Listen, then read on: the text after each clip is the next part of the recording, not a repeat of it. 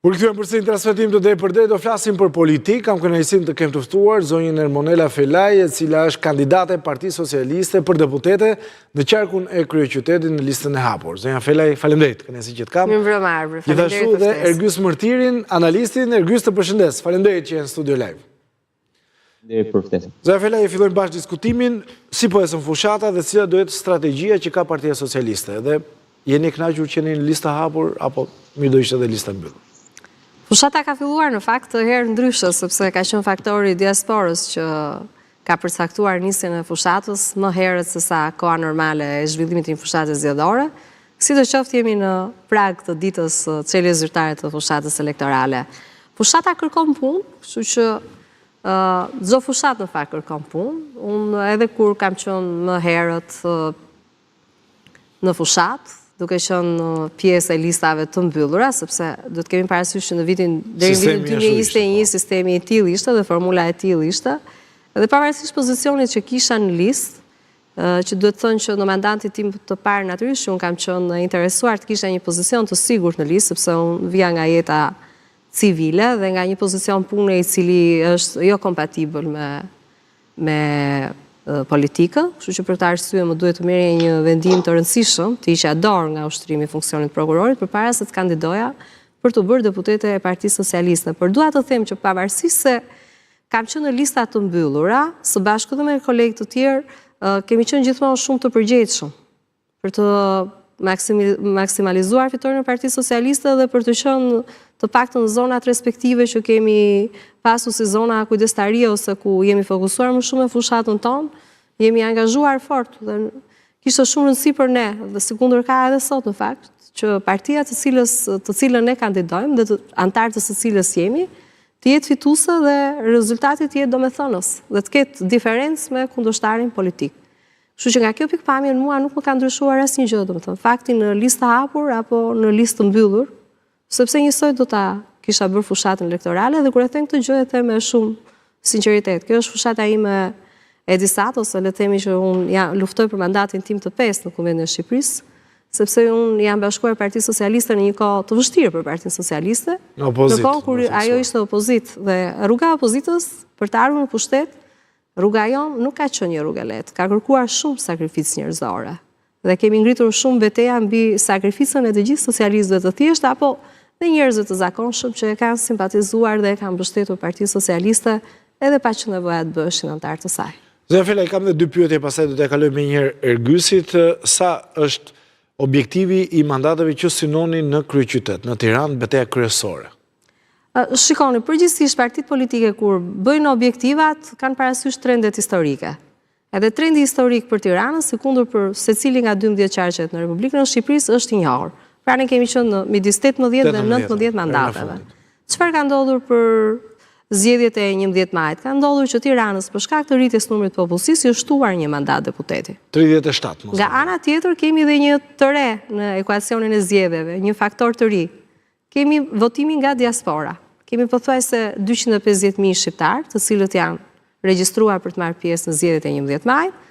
Këtë javë di ose duhet të ketë filluar shpërndarja e fletëve të votimit për diasporën, kështu që edhe kjo është një dhënë e re, e cila na vendose në pozitat e atij që duhet të rrisë objektivin e punës për të pasur një rezultat sa më domethënës. Kështu që jemi duke synuar goxha lart në Tiranë për të marrë një numër të konsiderueshëm mandatesh, që nuk është çuditë të shkojë edhe tek 21 mandate deputetësh të Partisë Socialiste. E dëmton mungesa ose i prish punë mungesa e zotit Veliaj Partisë Socialiste në kryeqytet apo jo? Shikoni, çdo lloj largimi, çdo lloj ngjarje e tillë, ngjashme, natyrisht që krijon një lloj kosto, krijon një lloj shkëputjeve të punës. Unë nuk do të isha e vërtet, as me juve dhe as me publikun nëse do të thosha të kundërtën. Megjithatë, është e qartë në nivelin e Partisë Socialiste, në nivelin e organeve të pushtetit, që punët duhen çuar përpara, kështu që nuk mendoj që kjo do t'i kushtoj fushatës dhe do t'i kushtoj Partisë Socialiste. Mirë, duhet kaloj të Ergysi. Ergjys, pyetje, koment, si e shikon qasjen që ka Partia Socialiste për zgjedhjet duket më e qetë, duket më e sigurt dhe sondazhet e nxjerrin fituese. Ti e shikon një gjë të tillë apo jo? Unë besoj që Partia Socialiste është e qetë sepse nuk ka përballë një alternativë, jo se është vetë fort. Unë besoj që komoditeti ku e ka vënë opozita Partinë Socialiste dhe qeverinë në pushtet është komiteti, më thënë, është një dhuratë e çmuar që çdo qeveri do ta kishte ëndër. Unë besoj që jemi në një paradoks këtu ku opozita ka përballë një qeveri shumë të dobët, flas nga aspekti i besueshmërisë publike për shkak të faktit që krerët më të lartë të kësaj qeverie, domethënë njerëzit, elita e Partisë Socialiste me të cilët Edi Rama ka qeverisur sot është o prapahekurave ose kandidat për të qenë prapahekurave, pra është në hetim, dhe nga ky aspekt çdo opozitë do ta ndërronte të kishte përballë një qeveri të tillë, por nga ana tjetër kemi një qeveri e cila ka një opozitë kaq të dobët, e cila është gjithashtu kandidate për të qenë prapahekurave në shumë prej faktorëve të rëndësishëm të elitës saj. Sa që e bën këtë opozitë të jetë kaq komode këtë qeveri për të qenë kaq komode përballë kësaj opozite.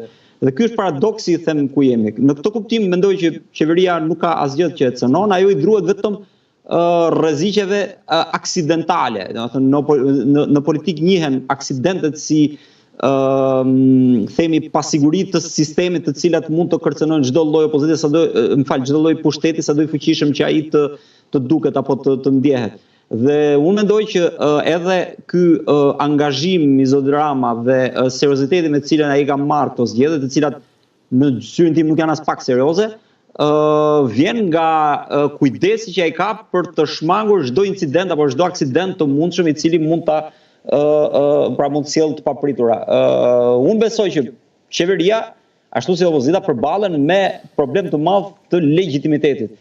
Korrupsioni e ka gërryer, them unë, si pozitën si opozitën, dhe korrupsioni i ka bërë të dyja palët të jenë ilegjitime, dhe në kushte e ilegitimiteti qeveria është e kërcënuar sepse çdo aksident e bën atë vulnerabël, dhe prandaj ajo kërkon të marrë masat që të ketë rezultat të thellë, pra në një mënyrë që edhe të legjitimoj veten, po edhe të ketë siguri, të ketë garanci.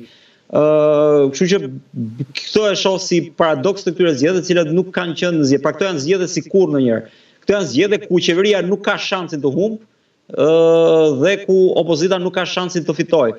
Pra janë zgjedhje ku nuk luhet për kush do jetë i pari i dytin, po ata që janë të dytët luajnë për ta zgjësuar të tretët. Pra, që thotë, këtu nuk luhet midis Ramës dhe Berishës, por luhet midis Berishës dhe faktorëve të tjerë të opozitës, partitë e reja, të cilat mund të bëhen faktor duke prodhuar një pol. Ndoshta nuk patën shansin ta prodhojnë pra para zgjedhjeve, po mund ta prodhojnë këtë pol pas zgjedhjeve. Dhe kjo do të mund të shkatronte, themi, liderin e opozitës, i cili është me një këmbë në pension politik. Pra, çdo pol i tretë do ta nxirrë atë totalisht jashtë loje dhe do ridimensionojnë politikën. Dhe kjo ndoshta do ta vendoste në vështirësi edhe vetë Ramën. Kështu që të dyja palët ju intereson të mbajnë njëri tjetrin lojë, sepse kështu vazhdon mbahet sistemi në funksionim. Ergus, po listat, mënyra si i hartoi Partia Socialiste, pra deputetët me eksperiencë, një pjesë, sepse kjo nuk u zbatua të gjithë, por një pjesë janë në listë hapur, një pjesë janë në listë mbyllur. Ishte mënyra më e mirë për të shtyrë ata që kanë eksperiencë për të marrë më shumë vota apo jo? Unë rezervën kryesore kam si me Partinë Socialiste ashtu dhe me Partinë Demokratike për faktin që zgjodhen këtë kod elektoral që zgjodhen, i cili për mua është më i keq i mundshëm. Ishte shumë i mirë ai që kishim se sa ky. Pra këtu kemi një listë as të hapur as të mbyllur, dhe kjo as e hapur as e mbyllur e shakordon komplet mënyrën se si bëhet ose organizohet fushata, si bën zgjedhje, edhe se si funksionon politika. Vetë fakti që qeveria ose krerët e partive kanë në dorë që të disave t'ja u garantojnë fatin politik, kurse disa të tjerë të nxjerrin në det të hapur, forcon pozitën e liderit brenda partisë dhe krijon ankth tek njerëzit që janë poshtë dhe jep fuqi pra liderëve. Në këtë kuptim unë besoj që mënyra se si janë organizuar, pastaj pra se si organizohet shpërndarja e kandidaturave vjen nga pikëparë nga sistemi që palët kanë zgjedhur. Por gjithsesi në këtë sistem që palët kanë zgjedhur, patjetër që Partia Socialiste është organizuar më mirë, sepse në thelb ka vendosur të ri në zonën e mbrojtur dhe të vjetri ka vendosur të luftojnë për të bërë vota. Dhe kjo sigurisht do rrisë eficiencën e këtyre listave në zgjedhje. Pra, Rama do të dalë më i fituar me zgjedhjet që ka bërë, sepse ata që mund të marrin vota dhe din të marrin vota janë në zonën kërcënuese dhe do punojnë dhe do luftojnë fort për të marrë ato vota. Pra duke qenë në garë me njëri tjetrin, ato në një farë mënyrë do rrisin performancën e partisë në zgjedhje. Gjë që nuk e bëri zoti Berisha, i cili njerëzit e tij të afër, pra të vjetrit dhe ata të cilët janë prekosh në politikë, ai i ka vendosur në zonën e mbrojtur, në listën e mbyllur. Dhe ndërkohë të rinjt i ka vendosur në listën e hapur për të qenë të dështuar dhe të pamundur që ata të fitojnë. Kështu që nga këtë perspektivë duket qartë që zoti Rama po lufton për të maksimalizuar votën, ndërsa zoti Berisha po lufton jo për të maksimalizuar votën, por për të mbrojtur veten pas zgjedhjeve në mënyrë që kur të humbë zgjedhjet ai të ketë rreth vetes njerëz që do ta mbrojnë. Por gjithsesi unë e them, në këtë kod elektoral situata është e keqe dhe ky kod e përkeqëson gjendjen politike dhe e zhyt akoma dhe në krizë politikën shqiptare, sepse duke forcuar liderët e partive, të cilët e kanë sjellë këtë krizë, sistemi thjesht zgjat jetë gjatësinë e vet, por duke qenë një sistem në krizë, zgjat krizën politike në Shqipëri. Këtë Felaj. Faleminderit edhe një herë.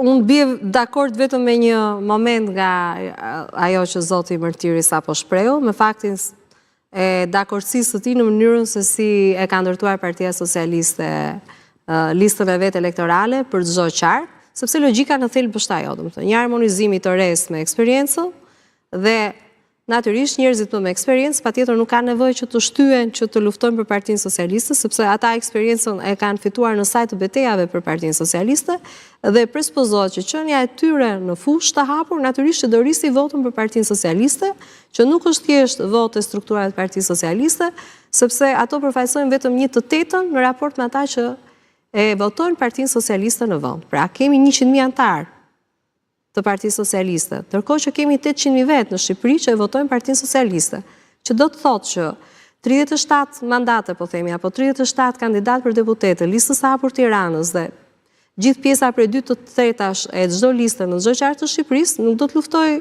tek ta 100.000 vetët, do luftoj tek ta 700.000 që ngelen jashtë rrethit dhe jashtë strukturave të Partisë Socialiste, sepse në fakt fitoren ta jep kjo pjesë. Dhe këtu është betejia jonë dhe lufta jonë dhe këtu është materializimi edhe i eksperiencës së gjatë në politikën aktive në vend. Ndërkohë, zoti Mërtiri pa dyshim që ka opinionin e vet, unë them që në raport me zgjedhjet e vitit 2021, formula ka disa përmirësime. Sepse e para njerë, edhe e parë kjo nga këndvështrimi secilit. E parë nga këndvështrimi si qytetar, është rritur mundësia e zgjedhësit për të preferuar.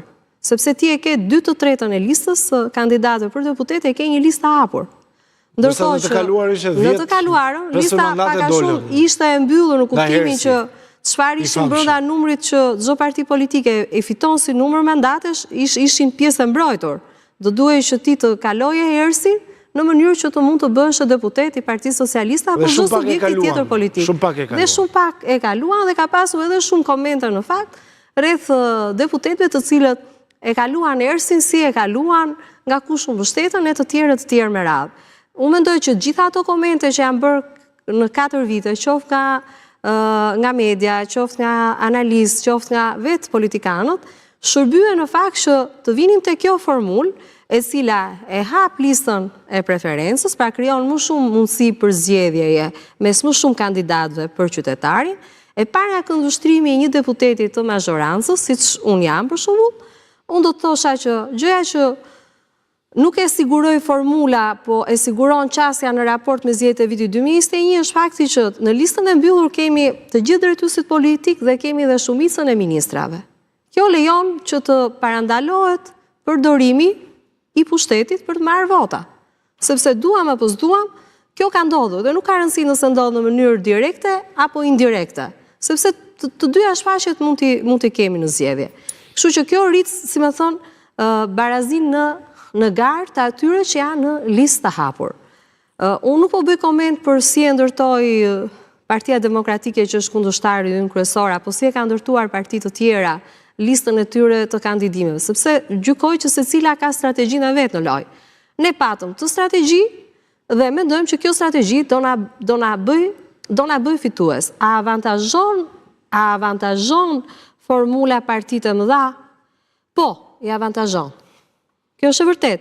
por ama edhe kandidatët e pavarur, edhe partitë e vogla, nëpërmjet pragut elektoral që është vendosur në formulën e zgjedhjeve të këtij viti, janë të avantazhuara, nuk janë të pa avantazhuara. Procesi diskutimeve për kodin zgjedhor dhe ndryshimet që u bën atë, në të pati një kohë shumë të gjatë në dispozicion dhe përfshiu shumë aktor. Ne vetë kemi ngritur 2 palë komisione për bërjen e reformës zgjedhore. Patëm dhe platformën për dialogun politik. Kemi dëgjuar përfaqësues të çdo lloj grupimi në Kuvendin e Shqipërisë. Dhe arritja më e madhe mendoj dhe kjo është arritje e të gjithëve, nuk është thjesht arritje e Partisë Socialiste apo e Partisë Demokratike apo partive që përfaqësohen deri më sot në parlament, por është arritje e të gjithëve, është votimi nga jashtvendit.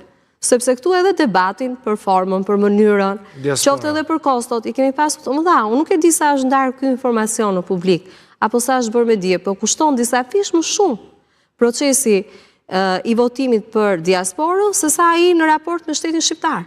Pra do të thotë që angazhimi nga ana e shtetit shqiptar, angazhimi nga ana e mazhorancës qeverisë ka qenë maksimal, që kjo e drejtë u siguroi shtetazëve shqiptarë zhvendit, sepse sigurisht ata do të votojnë, do të votojë çdo shtetas shqiptar jashtë Shqipërisë, por ama kostoja e tij do të jetë zero, sepse çdo lloj kostoje është marrë përsipër nga shteti shqiptar. Kështu që këtu jemi të fituar të gjithë në një farë kuptimi dhe askush nuk mund të ankohet se nuk pati mundësinë që të marrë në garë dhe nuk pati mundësinë që të përfshi brenda pjesëmarrjes, po themi si votues, edhe kategori të saktuara qytetarë shqiptar të cilët jetojnë jashtë vendit. Diskutimi tjetër që unë kam, nuk diskutohet tu nëse për qeveri të dobët versus qeveri e fort, apo mazhorancë e dobët versus mazhorancë e fort, dhe të vendosura pastaj përballë opozitës. Këto zgjedhje janë zgjedhje për Shqipërinë Europiane, dhe kjo nuk është thjesht klishe, e thënë në mënyrë klishe, sepse vetë procesi i integrimit ka arritur pothuajse në një pikë fundore, që i lejon Shqipërisë, patjetër, po dhe i lejon Shqipërisë që ta prek më në fund dhe gjithë shqiptarëve ëndrrën europiane, por e vë dhe përballë një detyrimi shumë të rëndësishëm na vë të gjithëve, që të sillemi si qytetar europian. Dhe për mua sjellja si qytetar europian lidhet në radhë të parë me ndërgjegjësimin ndaj të drejtës, por edhe detyrimit në një farë mënyrë për të votuar. Sepse pjesëmarrja në votim, sa më e madhe të jetë, aq më shumë legitimitet jep çdo qeverie dhe çdo parlamenti. Dhe sa më e vogël të jetë, aq më e pa vend do të ishte për vendin dhe për të ardhmen e tij. Kështu që nëse ky është një rast për të ftuar qytetarët shqiptar për të marrë pjesë në zgjedhjet e 11 majit, unë patjetër që do e përdorja dhe do t'i bëja thirrje çdo qytetari shqiptar. Këto janë zgjedhje për pasaportën europiane. Dhe kontributit për të marrë pjesë në këto zgjedhje nuk duhet t'i mungojë askush. Mërtiri, futemi pak më në tematik, pra zgjedhje për Shqipërinë Europiane është edhe motoja kryesore që ka zoti Rama, presim është do ketë një slogan tjetër ditën e shtungut të hapi Partia Socialiste fushatën, e goditur apo jo, si duket dhe strategjia, duke nxjerrë ato videot me buf, me minjë, pra me gjithë ato gjallësat e kënetës, është e goditur apo jo sipas teje, apo është e gabuar? Të doja paraprakisht të një replik vogël për lidhje me kodin, qofse mundem. Domethënë, unë këtë kod e shoh më të keq, sepse, dakord, për sa i përket Partisë Socialiste, e cila duket se do ketë më shumë mandate që do të vinë nga lista hapur, kjo mund të sjellë një farë ndryshimi në raport me kodin e vjetshëm.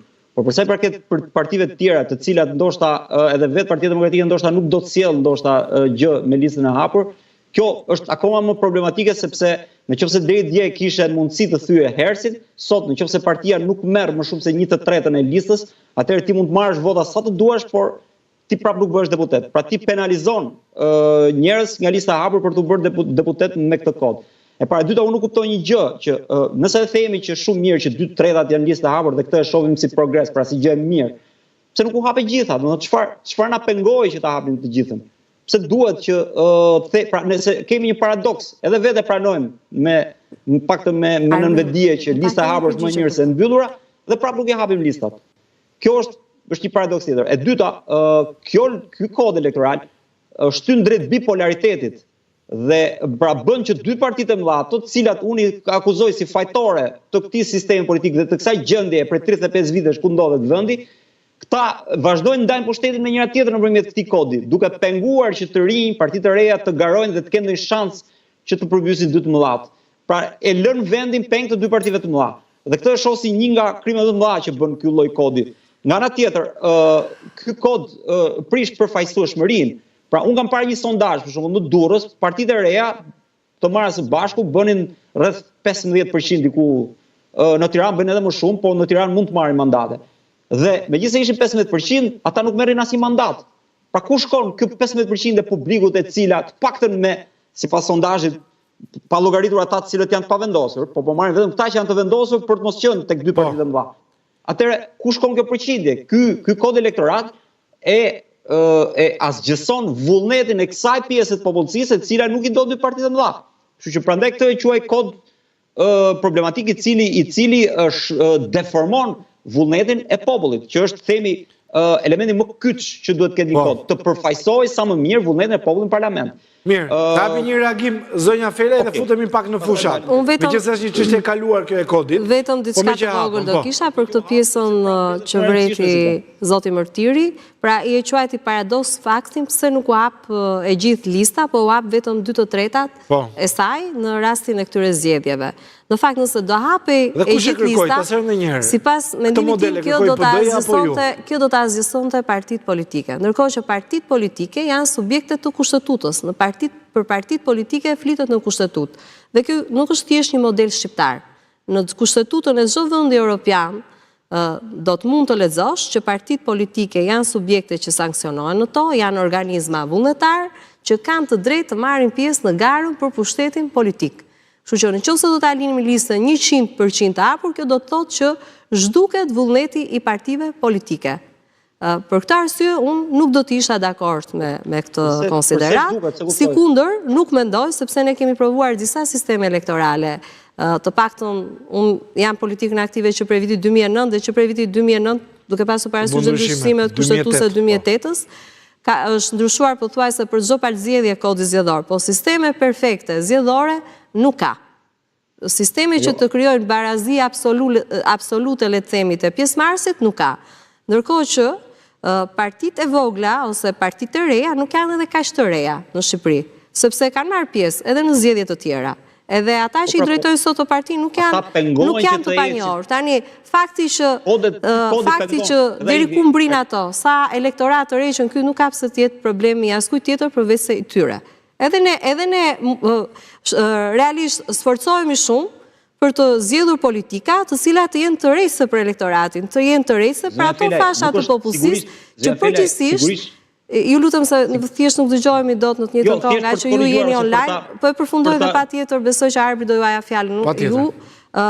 Pra, ka fasha të popullsisë, si për shembull fasha 18-35 që janë fasha kritike, sepse vazhdimisht ti duhet të jesh dinamik në politikat e tyre, e tua në mënyrë që ta tërheqësh të fashë. Dhe kjo nuk vlen vetëm për Shqipërinë. Nuk vlen vetëm për Shqipërinë. Edhe vendet europiane përballen me problematikat e kësaj natyre. Diskutim teknik. Mërtiri, diçka të shkurtër për ta kaluar këtë pikë. Se nuk është se na vlen shumë, po. Ideja është sigurisht që ky është halli i partive të reja dhe s'ka pse të jetë halli juaj, por unë mendoj që kodi nuk bëhet për dy parti të caktuara. Kodi bëhet për të gjithë dhe kodi mbi të gjitha ka për qëllim përfaqësueshmërinë, sepse kodi bëhet me qëllim që vullneti i popullit të shkojë në parlament. Ky është qëllimi që duhet të ketë kodi. Jo të mbrojë partitë e mëdha apo të vogla, pra nuk duhet bërë në funksion të partive të reja, po sigurisht as në funksion të partive të mëdha. Duhet bëhet në funksion të drejtësisë në mënyrë që vullneti i popullit të përkthehet në parlament. Kaq. Mirë, ta kalojmë të pikë se nuk është se na vlen shumë, se është diskutim teknik dhe i te kaluar. Mërtiri, për fushatën, strategjia që po zgjedh zoti Rama dhe kjo motoja kryesore që ka zoti Rama për pasaportën europiane. Unë mendoj që kjo është Rama e ka bërë një gjetje këtu, sepse Rama në këto 12 vite mendoj unë, ka pasur një qeverisje shumë problematike, shumë të keqe, e cila në thelb ka rezultuar me atë që unë e thash më parë, me arrestime, me hetime, me një themi goditje të rëndë si asnjë qeveri më parë, unë nuk di një qeveri që të jetë kaq e themi hetuar, kaq e arrestuar sa kjo.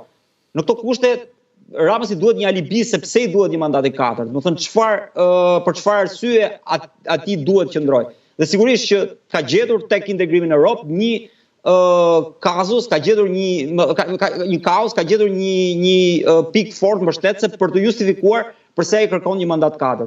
Megjithatë unë mendoj që kjo nuk është aq reale, themi, pra nuk është një arsye mjaftueshme për të dhënë një mandat të zotit Rama, sepse në thelb integrimi në Europë nuk është një çështje e cila varet shumë nga Rama apo nga dikush tjetër. Integrimi në Europë, siç e kemi parë, ka të bëjë më shumë me interesat e Europës se sa me interesin ton apo me gatishmërinë tonë për të qenë në Europë. Ne themi për vite me radhë, themi procesi ka ecur shumë ngadalë për shkak se Europa vetë nuk ka pasur shumë vullnet të hapej, sepse madje flitej edhe për mbyllje të procesit të integrimit. Aq sa vetë Ballkani Perëndimor ishte më shumë një kockë e cila u hodh në kuadër të ndalimit apo stopimit apo ngadalësimit të procesit të integrimit. Kështu që ndërkohë që tashmë që lufta në Ukrainë ka sjell telashe të reja për Europën, Europa ka një prirje tashmë për t'u hapur sepse duke u hapur forcohet. Kështu që edhe ky proces varet më shumë nga kushte jashtë Shqipërisë sesa nga kushte e Shqipërisë. Kështu që do të thotë që integrimi i Shqipërisë nuk varet shumë nga të qenit Ramës apo jo në krye të qeverisë. Integrimi në Europë varet nga predispozita e Europës për ta bërë Shqipërinë pjesë të saj. Kështu që më shumë është një truk elektoral, sado që i gjetur për efekt elektoral, në fakt është i pavërtet, sepse në thelb nuk e shenjon drejt atë për çfarë ka nevojë zhvillimi i vendit në 4 vitet e ardhshme. Mirë, vetëm pas se ta kaloj të zërin Felaj, kam një lajm minutës fundit, 30 sekonda, edhe me ndihmën e regjisë, presidenti francez Emmanuel Macron pritet të rikthehet në Tiranë në muajin maj në vizitën e dytë zyrtare në Shqipëri. Kjo vizitë korespondon dhe me samitin e Komunitetit Politik Evropian të 16 majit. Lajmi është bërititur nga ministri i jashtëm shqiptar Igli Hasani gjatë takimit me homologun e tij francez në një konferencë, ndërsa Macron e ka vizituar Shqipërinë për të parë në 16 tetor 2023. Mirë, zënë Felaj. Dhe me siguri që edhe nga ky lajm të gjithë shqiptarët nënkuptojnë qartë që presidenti Macron nuk do të kishte një arsye tjetër më të mirë për të ardhur në Shqipëri se sa fakti që lidhet me procesin e përmbushjes së të gjitha detyrimeve në kuadër të integrimit evropian. Procesi i integrimit evropian. Kjo që thotë Ergysi, geopolitika. Procesi i integrimit evropian nuk është një proces humorësh të vendeve të Europës. Është më së pari një proces burokratik, politik edhe shumë teknik. Dhe kur vim te teknika, ne vetë kemi qenë shumë të kujdesshëm, sepse kjo na ka kushtuar në zgjatjen e procesit, na ka kushtuar në kohë. Përveç ngjyrimeve të tjera që merr procesi, sepse natyrisht sa kohë është politik, bllokimi i Greqisë gjithashtu ndikoi një vit e pak. Patjetër që të gjitha këto rrethana kanë pasur edhe ato ndikimin e tyre, por kryesisht kozgjatja është lidhur me detyrimet që ka pasur Shqipëria për të përmbushur. Dhe qartësisht në 12 vjet ne kemi ecur në një rrugë të vështirë, por jemi vënë kushte dhe në detyrimi për të përmbushur ato çfarë na thuhen vit për vit përmes progres raporteve që i dorëzohen shtetit shqiptar përmes komisionerëve për zgjerimin. Kjo unë besoj është e qartë dhe ka qenë e qartë. Tani ju thoni që jo juve, zoti Mërtiri thotë që është qeverisje e keqe, dakord, po ky ngelet opinion i tij individual, sepse kjo nuk është qasja e gjithë shqiptarëve, sepse ne kemi bërë disa fushata elektorale të përgjithshme dhe lokale, dhe kemi arritur të fitojmë zgjedhjet. Në të gjitha këto fushata elektorale, kemi arritur të fitojmë zgjedhjet edhe duke qenë të vetëm, pa pasur koalicione parazgjedhore me parti të tjera politike. Edhe koalicione parazgjedhore që kemi pasur kanë qenë koalicione të vogla, nuk është se kanë qenë koalicione kaq domethënëse sa që kanë përcaktuar qëndrimin në pushtet të Partisë Socialiste. Tani fakti që na votojnë shqiptarët, i lidhur me faktin që të paktën në 3 palë zgjedhjet e fundit, opozita nuk ka paraqitur as një ankim në Komisionin Qendror të Zgjedhjeve lidhur me rezultatin zgjedhor, kjo do të thotë që perceptimi te njerëzit dhe fakti është i ndryshëm nga opinioni. Dhe ne na intereson fakti. Na intereson perceptimi që është krejt pozitiv dhe është i prekshëm. Sepse Shqipëria nuk është më Shqipëria e 387 komunave dhe bashkive që në fakt ishin të gjitha katunde. Sot nuk ka bashki në Shqipëri nga veriu në jug, e cila nuk është transformuar. Nuk ka një të tillë. Sikundër nuk ka fush apo sektor të jetës i cili nuk është shprekur nëpërmjet reformave. Dakord, a ngelen gjëra për të bërë, po patjetër që ngelen gjëra për të bërë. Në fund të fundit çfarë bën politika? Materializon drejtimet kryesore në cilin do të eci vendi në çdo sektor. Kam një pyetje të drejtë për drejtë që është një nga pretendimet kryesore të opozitës. Partia Socialiste bashkëpunon me grupet kriminale, bashkëpunon dhe përdor administratën për të fituar zgjedhjet. Cili është argimi juaj për këtë pretendim që është një nga libit kryesore që ka përdorur opozita në të kaluarën, si pasaj bazuar dhe në raportet e OSBE Odirit? Po shpifjet ngelen shpifje arbri dhe për këto duhet të reagojë organi që ka për detyrë të sanksionojë shpifjet. Unë nuk kam ndërmend që t'ju kushtoj koment shpifjeve. Fitoret tona janë fitore të pastra, sepse fitoret tona mbështeten tek ajo shumicë njerëzish të thjeshtë të këtij vendi që na votojnë dhe që na mbështesin ne si Parti Socialiste.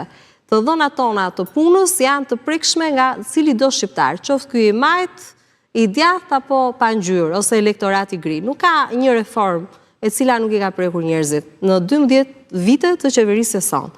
Natyrshëm që ngelen ende gjëra që duhen bërë dhe duhen vijuar, por nuk është kaq e thjeshtë të vish nga historia e një vendi si Shqipëria me atë produkt të brendshëm kombëtar që ka Shqipëria dhe të pretendosh që në kohë të shkurtër ne do të kapnim majat. Por ama jemi duke ecur drejt tyre majave, nëse mund ta themi kështu. Shqipëria deri më sot nuk konsiderohej nga ndonjë vend i Bashkimit Evropian apo më shumë se sa kaq si një vend i përshtatshëm ku të mblidheshin samite, të mbaheshin konferenca ndërkombëtare apo të mblidhet Alianca Ushtarake e NATO-s. Ndërkohë që Shqipëria sot shihet si një destinacion edhe për këto aktivitete kaq të rëndësishme ndërkombëtare. Dhe pyetja që lind fare thjesht, çfarë bëri faktori ndërkombëtar të kthejnë kokën? Ndryshimet pozitive që ka bërë Shqipëria. Fakti që ne kemi rritur emrin e Shqipërisë në arenën ndërkombëtare, kjo është arritja më e madhe e jona dhe është edhe një arsye kryesore pse duhet na votojnë shqiptarët. Ju thoni që ne kemi këtë slogan, dakord, e kemi këtë slogan, po ky slogan rrjedh si rezultati të gjitha punëve që ne kemi bërë. Është një krye arsye, le të themi. Ose të gjitha arsyet derivojnë të një arsye vetme që është pasaporta europiane. Dhe këto zgjedhje për këtë arsye ngelen historike, sepse momenti që na gjen përballë Europës i ngjan momenti të gjendur para një dritare që është hapur enkas për ty. Dhe ti ose e shfrytëzon atë dritare të hapur, ose përndryshe ajo nuk do të hapet më. Dhe ky është çasti që duhet ta humbim dhe të themi të kundërtën. Më falni, marrim brezin e ri. Brezi i ri është një brez që i ka të kaluar kufit me kohë. Është një brez që flet anglisht shumë mirë, më mirë se edhe ata që e kanë gjuhë të nënës, dhe nuk ka diferenca në pikpamje arsimore dhe në pikpamje të zhvillimit të tyre. Brezi i ri nuk do ta priste politikën me shekuj që politika të bënte bashkimin formal me Bashkimin Evropian. Dhe ne këtë vedije e kemi, siç e kanë edhe njerëz që janë jashtë politikës. Kjo është një arsye fortë që na kanë nxitur që detyrimet ti përmbushim dhe të bëjmë çdo reformë që është e nevojshme për të ndjerë njësoj të barabartë në vendet anëtare të BE-s. Tani ne sot akuzohemi që kemi qeveritarë të cilët kanë pasur të bëjnë me drejtësinë, kanë dalë para drejtësisë, janë shfaqur para drejtësisë, por kjo nuk është një gjë që ka ndodhur në një ditë të vetme. Kjo është një gjë e shtrirë në një dekadë. Dhe për secili rast sa herë këto kanë ndodhur, padyshim që janë thënë, janë ngritur si mënyra natyrisht për të na vënë në pozicion të vështirë, por këto beteja dhe këto sfida ne i kemi kaluar. Kemi qenë të qartë që në krye të erës që reforma në drejtësi potencialisht do të godiste njerëz nga ata që do të cilësoheshin të lidhur me Partinë Socialiste, sepse normal, njerëz të Partisë Socialiste janë edhe në krye të disa punëve që janë punë të organeve të pushtetit publik. Nëse ne bën prokurorinë e posaçme dhe gjykatën e posaçme, momentin që kësaj gjykate i përcaktuam si subjekte të ndjekjes penale, zyrtarët është e qartë se subjektet potenciale këtu do gjendeshin. I kemi vendosur dhe i zyrtarët, po keni parasysh që ka disa afate hetimi që vlen njësoj për të gjithë. Në rastin e i zyrtarëve, nëse do të kishte vepruar reforma dhe do të ishte në ato kohë të arsyeshme shumë mirë, do të ishte se kjo do ishte maksimumi asaj që do e kishte marrë nga reforma, sepse këtë gjë në këtë nivel nuk e kemi parë. Nuk e kemi parë edhe për shkak të kalimit të afateve të parashkrimit. Nuk ka pasur goditjen të kaluarën, po pikërisht pra s'ka pasur se kemi mohuar ndonjëherë, po s'ka pasur sepse drejtësia ishte e vendosur në këmbë. Nuk ishte drejtësia dot kaq e pavarur, kaq e guzimshme që të ushtronte rolin dhe atributet e veta. Do flasim më pak më tej për drejtësinë. Ne kemi vendosur në po. këtë pozita. Mërtiri, argumenti jot për këto që tha Zojan Felaj. Unë sigurisht e di që integrimi në Europë ka brenda dhe procesin burokratik, por përshpejtimi apo ngadalësimi i këtij procesi nuk varet shumë nga aftësia jonë për të përmbushur detyrimet tona burokratike, por varet dhe nga vullneti i palës e cila të antarëson për të qenë dakord, se në fund fare duhet ajo të bjerë dakord që ti të ndarësohesh. Nëse do ishte thjesht çështje burokracie, pyetja shtrohet pse u vonua 12 vite dhe madje u hapën disa herë shampanja të rreme sepse negociatat nuk ishin hapur, realisht, themi përfundimisht. Kështu që kjo, themu, nuk është thjesht më çështje burokracie, po ky përshpejtim vjen më shumë nga BE-ja. Po çosh edhe nga themi raportet që BE-ja, mbi të cilat BE-ja vlerëson përparimin e Shqipërisë, në fakt më shumë se punën e qeverisë vlerëson punën e SPAK-ut. Pra është SPAK-u ajo i cili ka prodhuar, themi, një nivel tjetër perceptimi për këtë vend, fakti që po luftohet korrupsioni. Por kjo nuk është meritë e qeverisë, por është meritë e ndërkombëtarëve të cilët e kanë krijuar SPAK-un. Nga ana tjetër nuk mendoj si zonja Felaj që janë zgjedhjet ato të cilat tregojnë se një qeverisje është e mirë apo e keqe. Në një vend si Shqipëria ku zgjedhjet mund të merren në shumë mënyra, zgjedhjet nuk janë një tregues domosdoshmërisht i mirë i faktit që qeverisja është e mirë. Përfshi pastaj këtu faktin që pra zgjedhjet kanë themi indikator të tjerë nëpërmjet qeverisja, mund të matet me indikator të tjerë, siç është për shembull niveli i korrupsionit. Fakti që kemi kaq shumë të arrestuar, kemi themi dosje të cilat janë vërtet shqetësuese, vërtet të tmerrshme, siç ajo e incineratorëve, siç është dosja 5D, pra tregojnë një nivel korruptimi të frikshëm që nuk e gjen në asnjë vend tjetër të BE-s dhe sigurisht që kjo është një problem shumë i madh për qeverinë. Emigracioni shumë i lartë, si askund tjetër në Europë, është prapë një tregues i qeverisjes së keqe.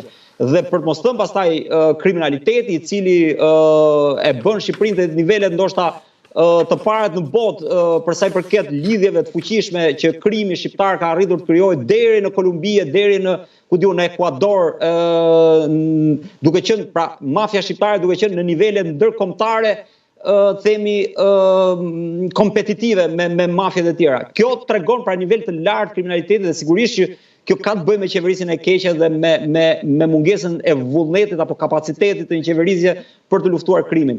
Shto këtu pastaj faktin që këtu dalin politikanë shumë të lartë të lidhur me krimin, dalin në përgjime, dalin në encrochat, dalin kudo tregon që kjo qeverisje nuk mund kurse si tjetë mirë, por është nivele jashtëzakonisht të këqija dhe integrimin në Europë unë nuk e shoh absolutisht të lidhur me ndonjë përmirësim të qeverisjes. Unë e shoh këtë më shumë me një nevojë që BE-ja ka për të zgjeruar një e dyta dhe për faktin që BE-ja po udhëheq një luftë serioze, BE-ja dhe SBA-ja ndaj korrupsionit nëpërmjet SPAK-ut. Shumë shkurt. Unë nuk mendoj që goditja tregon që është rritur krimi. Thjesht krimi nuk ka qenë i zbuluar dhe nuk ka qenë i goditur. Është rritur zbulueshmëria sepse prokuroria në përgjithësi, dhe këtu nuk kam fjalën vetëm prokurorinë e posaçme, po për prokurorinë si organ kushtetues, është vënë në kushtet për të vepruar sipas të gjitha atributeve që i njohin kushtetuta dhe ligjet organike apo ligjet funksionale të tyre. Sot prokurorët janë të pavarur, më përpara reformës së drejtësisë, sistemi prokurorial të paktën ka qenë një sistem hierarkik, ku urdhrat e prokurorit më të lartë ishin të detyrueshme për prokurorin më të ulët. Nuk është më e njëjta gjë. Pra sistemi nga një sistem vertikal është një sistem horizontal. Dhe fakti që sistemi e ka rritur efektshmërinë e vet lidhet pikërisht me numrin e hetimeve apo të goditjeve që ky organ ka bërë, që nuk i ka bërë vetëm sigurisht, e ka bërë dhe me një organ të ekzekutivit ose varësi të ekzekutivit, siç është policia e shtetit. Nuk mund të bëhen aksione të mëdha pa pasur në krah edhe policinë e shtetit. Është pikë e rëndësishme qoftë e hetimit, qoftë e parandalimit të kryerjes së këtyre krimeve. E dyta, u tha që krimi i organizuar ka mbritur një shkallë tjetër dhe shtetasit shqiptar të përfshirë në krimin organizuar në një farë mënyrë janë bërë eksponent të krimit organizuar. Shikoni, krimi organizuar është sfidë mbar botërore. Pse ka kohë që krimi i ka kaluar kufit nacional. Dhe sfida është e të gjitha shteteve për ta luftuar krimin e organizuar, sepse duke qenë i tillë është e vështirë edhe ta godasësh dhe ta parandalosh. Për më tepër sot krimi ndërkombëtar nuk është më duke vepruar në offline, është duke vepruar në online. Dhe kjo është bërë një sfidë edhe për gjithë teoricienët të drejtës penale dhe për ushtruesit dhe profesionistët e drejtës penale, sepse ka rregulla të cilat duhen riparë dhe duhen ndryshuar sa i takon jurisdiksionit, kompetencës, formave dhe mënyrave të goditjes dhe bashkëpunimit ndërmjet autoriteteve gjyqësore të këtyre shteteve. Po të vim tek Shqipëria, sot prokuroria jonë e posaçme, pikërisht u ndërtua dhe u strukturua si e tillë, si një organ kushtetues veçmas prokurorisë të përgjithshme, ka pasur mundësinë që të jetojë nëpërmjet ngritjes së shumë skuadrave të përbashkëta hetimore. Pra shumë aksione të rëndësishme kundër krimit të organizuar janë bërë fal këtyre bashkëpunimeve me agjenci të njohura ndërkombëtare investigative, që janë shtetërore dhe jo vetëm. Dhe kjo është një pikë shumë e rëndësishme për tu ndriçuar, për tu nënvizuar, për ta parë të gjithë pikturën ashtu si duhet. Të vinte emigracioni, por nuk është një fenomen i lidhur me 12 vite të qeverisë së Partisë Socialiste. Fenomeni i largimit të shqiptarëve. Por ajo që diferencon është ajo që lidhet me të dhënat që na vijnë nga censusi i fundit. Dhe këtë e thon demografët. Nuk dua ta them unë si Ermonela Felaj, se besoj që kjo u takon demografëve ta thonë. Dhe në analizë të dhënave të censusit ne na rezulton që ka shqiptarë që janë larguar, por shumica e tyre largohen për arsye të thellimit të studimeve apo për arsye të kryerjes së studimeve të larta jashtë vendit. Dhe unë nuk shoh asgjë negative këtu, sepse nuk pretendoj që Shqipëria është kërthiza e botës dhe gjithçka merret në Shqipëri. Natyrisht në çdo vend të botës ka lëvizje të rive për arsye të shkollimit, për arsye të përvetësimit të një kulture të një vendi tjetër, dhe kjo mendoj që na ndihmon. Si çka shqiptar të larguar, ka dhe shumë shqiptar të kthyer. Si çka shqiptar të larguar, ka dhe shumë shtetas të huaj që sot punojnë dhe jetojnë në Shqipëri. Dhe këto nuk vinë vetëm nga të ashtu quajtura të vendet të treta, por këto vinë edhe nga vendet të Bashkimit Evropian. Dhe e gjejnë veten dhe mjedisin këtu shumë të mirë. Kështu që në këtë pikë do të thosha që pamja nuk mund të jetë vetëm një. Në çdo rast është e mirë ta marrin pamjen e plot për të bërë konsideratat e duhura. 4 minutat e fundit, Zojan Felaj dhe më pas Ergysi. E bëjmë të kundërtën më mirë. Ose bëjmë të kundërtën. Zoti Rama ka deklaruar Ergys që do të kemi prekje të SPAK, ndryshim ndoshta të disa kompetencave për të vendosur standarde, si ka thënë ai. Ti çfarë parashikon? Çfarë mund të ndodhi pas zgjedhjeve? Të them dy objeksione të shkurtra. Vetëm shkurtimisht se jam në 4 minutat e fundit prandaj. Shumë shkurt. Unë mendoj që ideja se policia po bashkëpunon me SPAK-un dhe po kontribon në luftën kundër kriminalitetit, nuk më duket dhe aq për faktin se vetë SPAK-u ankohet që policia nuk është bashkëpunuese, madje është nga institucione më pak bashkëpunuese. Nga ana tjetër ne kemi parë shumë prej arresteve të ndala nga SPAK-u nuk ekzekutohen nga policia dhe shumë prej eksponentëve të lartë të krimit të organizuar, të cilët janë shpallur në kërkim nga policia për shkak të urdhërarresteve të SPAK-ut, nuk arrestohen, pra nuk përmbushen. Nga ana tjetër kemi nivel të ulët të denoncimeve nga policia në SPAK, nga ana tjetër kemi dhe rrjedhje të shpeshta informacionit që historikisht ne kemi parë që shumë prej operacioneve të cilat na vinin nga të huaj rrith të informacionit dhe nuk arrestoheshin dot kriminalët në terren. Ndërkohë që kemi parë gjithashtu të fiken paktën radarët për kalimin e gomonit të drogës. Pra kemi një nivel të lartë kriminalizimi i cili rezulton edhe në arrestime drejtuesish policie nga vetë SPAK-u. Pra domethënë nuk është se policia po e kryen detyrën në bashkëpunim me SPAK-un në luftën kundër kriminalitetit. Duket se prokuroria e posaçme ka mbetur e vetmuar në luftën e saj ndaj krimit të organizuar. Nga ana tjetër, çfarë do ndodhi me SPAK-un Mërtiri? Preket apo jo pas zgjedhjeve, si ka thënë zoti Rama, disa element për të përmirësuar standardet? Fshihet diçka mes asaj apo? Unë besoj që SPAK-u nuk do të preket, por kjo jo për shkak se e mbron Edi Rama, por për shkak se e mbron faktorin ndërkombëtar. Unë mendoj që po kjo besoj është e dukshme që SPAK-u pra reforma drejtësi u nis si vullnet ndërkombëtar, u nis nga SBA dhe pastaj dhe BE dhe ata kanë qenë garant deri tani i këmbguljes që kjo reformë të shkojë deri në fund. Unë kam parë të kundërt, unë kam parë që ashtu si Berisha edhe Rama kanë qenë të interesuar për ta penguar reformën drejtësi. Unë kam parë që Rama nuk i plotëson kërkesat e Altin Dumanit, kërkesa mendojnë shumë të drejta për rritje kapacitetesh, për rritje fondesh, për rritje për zgjatje të mandateve. Unë kam parë që institucionet shtetërore, siç thot vetë raportet e SPAK-ut, nuk bëjnë denoncime. Pra institucionet shtetërore kanë nivel të ulët të denoncimesh në prokurorin e posaçme për të hetuar. Nga ana tjetër unë kam parë që Rama ka ngritur një komision hetimor i cili dukshëm shkon drejt një lloj konfrontimi me SPAK-un, vetë fakti që SPAK-u nuk ka dërguar, SPAK-u dhe BKH-ja nuk kanë marrë pjesë në këtë komision, është treguesi faktit që ky komision bëhet sepse Rama dukshëm nuk e sheh me sy të mirë SPAK-un dhe po përpiqet të gjejë mekanizma për ta penguar atë çfarë po bën. Nga ana tjetër, gjua e Ramës, sidomos pas arrestimit të zotit Veliaj, ishte një gjuhë pa precedent, një gjuhë e ashpër, një gjuhë të cilën unë gjykoj si antikushtetuese, një gjuhë e cila konfrontohet drejt për drejt me një pushtet të pavarur siç është prokuroria. Dhe nxorri dukshëm faktin që zoti Rama është i pakënaqur me Spakun, madje shkoi deri aty sa ta akuzoi Spakun si një prokurori e cila po vepron si ish sigurimi i shtetit në momentin që Spaku deklaroi që do të survejojë zgjedhjet dhe nuk do lejojë që pra do të pengoj intimidimin e votuesve apo blerjen e votës etj etj. Pra gjitha këto më bën të besoj që Rama nuk e do Spakun, por ama ndryshe nga Berisha i cili nuk ka çfarë humb dhe ai del haptas, flet haptas me gjuhë agresive kundër Spakut, duke quajtur organizatë kriminale, Rama nuk mund ta bëjë dot këtë sepse përndryshe ai nuk do ta gëzonte më mbështetjen e faktorit ndërkombëtar. Kështu që Rama përpiqet të jetë i dyzuar në qëndrimin e tij ndaj Spakut. E kamuflon me standardet, po. Pikërisht, domethënë ai nuk e lufton dot dhe për këtë që Rama nuk do të bashkojë votat me Berishën pas zgjedhjeve për ta asgjësuar apo për ta ndryshuar Spakun, për shkak se kjo do të ishte pastaj fundi vet politik sepse do të binte më njëherë mbështetja e tij ndërkombëtar. Zoti Felaj. Shikoni, u bë një retorik shumë e gjatë dhe unë do t'i shfrytëzoj të 4-5 minutat e mia sepse e ndoqa zoti Mërtiri që foli për 5 minuta. Nuk është një herë së pari absolutisht e vërtetë që reforma në drejtsinë e servirë ndërkombëtare.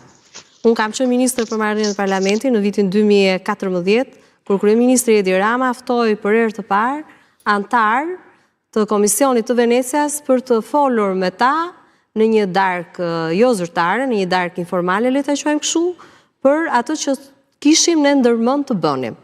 Dhe është shuar 2 herë drafti reformës në drejtësi për konsultim në Komisionin e Venecias përpara se sa të punoj.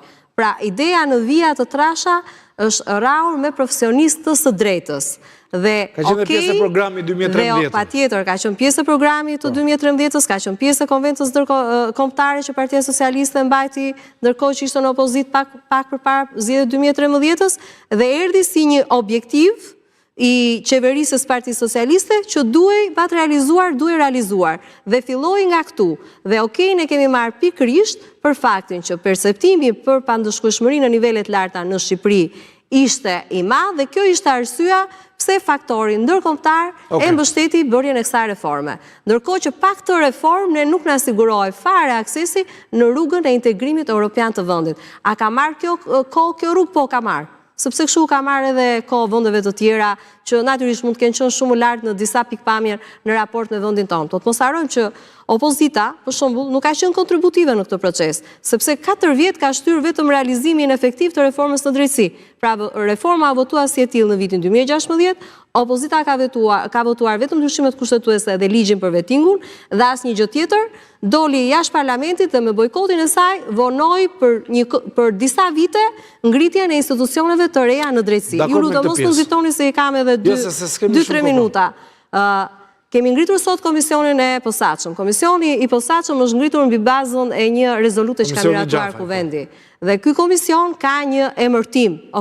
Ju dakord e nominoni me emrin e atij që e drejton, po komisioni ka të bëjë me thellimin e reformave dhe kjo për mua dhe për gjithë qytetarët kjo duhet të jetë më e rëndësishme, sepse reformat që çojmë përpara vendit nuk mund të jenë statike dhe nuk janë të dhëna një herë për gjithmonë. Reformat ka nevojë të vlerësohen mbas një farë kohe që ato kanë hyrë në fuqi, janë zbatuar si të tilla, sigurisht që kanë dhënë efekte pozitive, por ama ka dhe diskutime mbi efekte anësore dhe jo pozitive që ka dhënë reforma. Dhe këto ne i shohim në raport progreset që sjell Komisioni Evropian, që nuk marrin në analizë thjesht pushtetin gjyqësor dhe një organ siç Spaku brenda pushtetit gjyqësor, por marrin në analizë të gjitha organet të pushtetit, duke nisur nga organet e legjislativit, e ekzekutivit për të vajtur te pushteti gjyqësor. Dhe vrekjet e tyre janë ato që ne duhet të përmbushim. Pas datës 11, do ta prekni diçka në kompetencat e SPAK apo jo? Do prekni ligjërisht apo jo? Vet SPAK-u, vetë gjykata e posaçme, në disa raportime publike në Kuvendin e Shqipërisë kanë sjellë nevojën e ndërhyrjes në ligjet mbi bazën e të cilave ato funksionojnë. Dhe padyshim që ka ardhur koha që këto t'i shikojmë. Sa i takon kërkesave pastaj që bëhen për zgjatjet e afateve, tjera me radhë, këto ngelen individuale, sepse këto nuk bazohen, po ngelen individuale, sepse ne afatet e qëndrimit në detyrë të zë prokurorit të SPAK i kemi përcaktuar në kushtetutë. Dhe ka qenë e qartë që në krye të erës se sa zgjat një mandati i një prokurori i cili është prokurori i SPAK-ut. Pra nuk Nga ka ana pse të tjetër, kërkohet unë zgjatja e mendoj që fatit. sistemi duhet të krijojë balans, sepse sistemi nuk përbëhet as nga 10 prokuror, as nga 16 prokuror. Ka disa dhjetra prokuror. Dhe të gjithëve duhet u jepet mundësia që të kandidojnë për të qenë pjesë e asaj strukture. Nuk mundet që vetëm disa njerëz të jenë të atashuar në një strukturë, sepse janë përzgjedhur nëpërmjet konkurimit. Dhe si mund të sigurosh karrierë brenda sistemit, dhe si mund të sigurosh merit brenda sistemit, dhe si mund të sigurosh merit brenda sistemit nëse ti një hallk të ti është shkëput sepse ke vendosur ta mbash të mbyllur. Jo, kjo nuk mundet të bëhet. Unë mendoj që ju vetë duhet ishit të ndjeshëm të paktën ndaj kësaj pike për të qenë fair me ligjin dhe për të qenë fair me të drejtën dhe për të qenë fair me moralin. Mirë, edhe në fund, nuk kam më kohë, nuk kam më kohë, Ergyes, të lutem, se kam të kaluar shumë. Nuk kam më kohë, të lutem, se besoj ishte i qartë, po do kemi mundësi. Jo, është i vetmi institucion që po funksionon. Shumë mirë dhe kjo është falë mbështetjes që ne kemi dhënë, sepse nuk është fare e vërtet që nuk bashkëpunon policia, e rënd do kishte qenë nëse do dilte prokuroria e posaçme dhe të thoshte që jemi sabotuar nga policia dhe policia nuk na sjell referime. S'ka më kohë, te kalova. Zëra Felaj, faleminderit. Ergyes, faleminderit kënaqësi që të kisha. Kalojmë në reklama, kthehemi me pjesën e tretë, flasim për ekonomi.